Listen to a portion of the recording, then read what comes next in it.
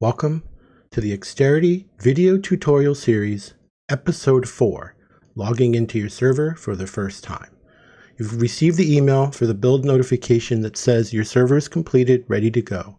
In the build email, the notification email, you should notice there's a password field for that newly built server. Any newly built servers that you added or are part of the new environment will each have their own details section with their own password.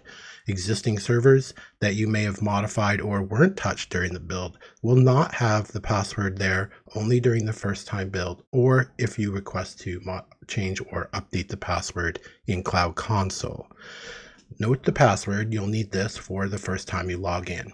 When you're ready, log into Cloud Console as you can see here, locate the customer and the environment that you wish to work in, and expand the servers section. Now here you have two options. You can click on the server and choose the console button up here, or you can right click on the server name and select console.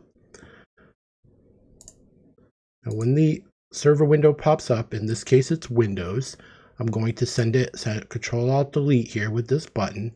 That will bring me the login window for this server.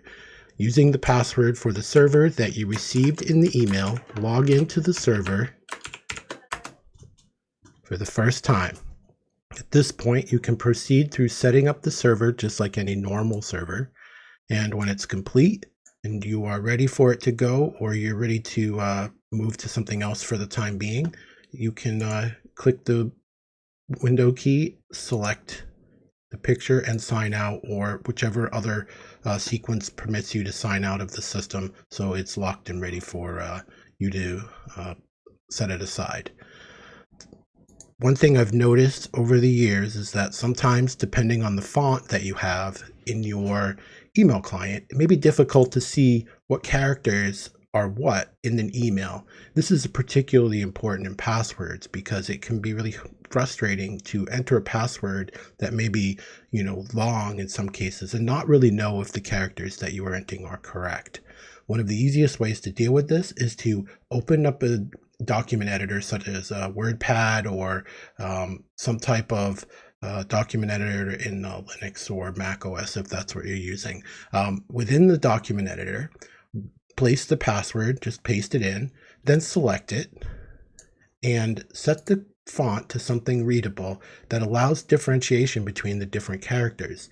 In Windows, especially Windows 10, I find that Consolas works well. And here you'll see you have a nice distinct difference between a lowercase l, a 1, an uppercase L, a lowercase I, uppercase I, a 0, a small o, and an uppercase O.